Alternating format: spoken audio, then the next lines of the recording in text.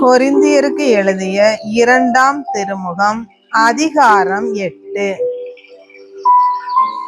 சகோதர சகோதரிகளே, மாசிதோனிய திருச்சபைகளுக்கு கடவுள் கொடுத்த அருளை பற்றி உங்களுக்கு தெரியப்படுத்த விரும்புகிறோம். அவர்களுக்கு ஏற்பட்ட இன்னல்களால் கடுமையாக சோதிக்கப்பட்ட போதும் அவர்கள் எப்போதும் மகிழ்ச்சி நிறைந்தவர்களாய் இருந்தார்கள். அவர்கள் வறுமையில் மூழ்கி இருந்தாலும் வல்லன்மையோடு வாரி வழங்கினார்கள். அவர்கள் தங்களால் இயன்ற அளவுக்கு தாங்களாகவே கொடுத்தார்கள், ஏன் அளவுக்கு மீறியே கொடுத்தார்கள். இதற்கு நானே சாட்சி.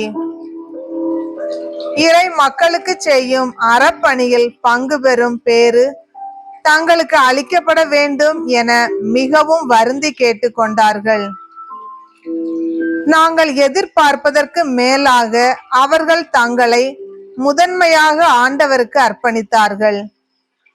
நாங்கள் கடவுளின் திருவுளப்படி செயல்படுவதால் எங்களுக்கும் தங்களை அர்ப்பணித்தார்கள். எனவே இந்த அறப்பணியை தொடங்கிய தீத்துவே அப்பணியை முடிக்க வேண்டும் என நாங்கள் அவரை வேண்டிக் கொண்டோம். நம்பிக்கை, நாவன்மை, அறிவு, பேரார்வம் ஆகிய அனைத்தையும் மிகுதியாய் கொண்டிருக்கிறீர்கள். எங்கள் மேல் நீங்கள் கொண்டுள்ள அன்பும் பெருகி கொண்டு வருகிறது. அதுபோல் இந்த அறப்பணியிலும் நீங்கள் முதன்மையாய் ஈடுபட வேண்டும். நான் இதை உங்களுக்கு ஒரு கட்டளையாக சொல்லவில்லை, மாறாக பிறருடைய ஆர்வத்தை எடுத்துக்காட்டி உங்கள் அன்பு உண்மையானதா என சோதிக்கவே இவ்வாறு செய்கிறேன். நம் ஆண்டவர் இயேசு கிறிஸ்துவின் அருள் செயலை அறிந்திருக்கிறீர்களே. அவர் செல்வராய் இருந்தும் உங்களுக்காக ஏழையானார். அவருடைய ஏழ்மையினால் நீங்கள் செல்வராகுமாறு இவ்வாறு செய்தார். இவ்வறப்பணியை பொறுத்தவரை என் கருத்து இதுவே. இது உங்களுக்கு பயனளிக்கும். கடந்த ஆண்டிலிருந்தே நீங்கள் இப்பணியை செய்து வருகிறீர்கள். அது மட்டுமல்ல, இதனை விருப்பத்தோடு தொடங்கியவர்களும் நீங்களே. அப்பணியை இப்போதே செய்து முடியுங்கள். ஆர்வத்தோடு தொடங்கியது போலவே உங்கள் நிலைக்கு ஏற்றவாறு கொடுத்து ஆர்வத்தோடு அதனை செய்து முடியுங்கள். ஆர்வத்தோடு கொடுத்தால் தாம் நிலைக்கு ஏற்றவாறு எவ்வளவு கொடுத்தாலும் அது இறைவனுக்கு ஏற்புடையதாகும். தம்மிடம் இருப்பதற்கு கூடுதலாக யாரும் கொடுக்க வேண்டியதில்லை.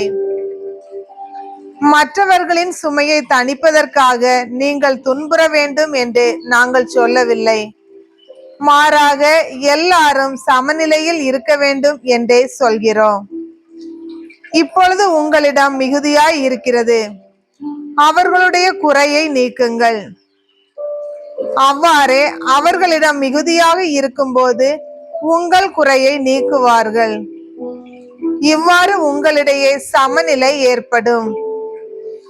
மிகுதியாக சேகரித்தவருக்கு எதுவும் மிஞ்சவில்லை, குறைவாக சேகரித்தவருக்கும் எதுவும் குறைவுபடவில்லை என்று மறைநூலில் எழுதியுள்ளது அன்றோ?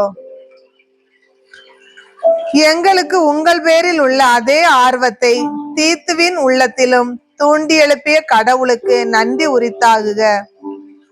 நாங்கள் விடுத்த வேண்டுகோளை முன்னிட்டு மட்டுமல்ல, அவரே மிகுந்த ஆர்வம் கொண்டிருப்பதால் அவராக உங்களிடம் புறப்பட்டு வருகிறார். அவரோடு மற்றொரு சகோதரரையும் அனுப்புகிறோம். அவர் நற்செய்தி அறிவித்து எல்லா திருச்சபைகளிலும் புகழ் பெற்று விளங்குபவர். அது மட்டுமல்ல, நாங்கள் செய்யும் அறப்பணி பயணத்தில் வழித்துணைவராய் திருச்சபையினரால் தேர்ந்தெடுக்கப்பட்டவரும் அவரே. ஆண்டவரின் மாட்சி இளங்கவும் எங்கள் ஆர்வம் விளங்கவுமே நாங்கள் இவ்வறப்பணியை மேற்கொண்டுள்ளோம். இந்த பெருந்தொகையை கையாளும் முறை பற்றி எங்கள் மீது எவரும் குறை கூறா வண்ணம் கவனமாய் இருக்கிறோம்.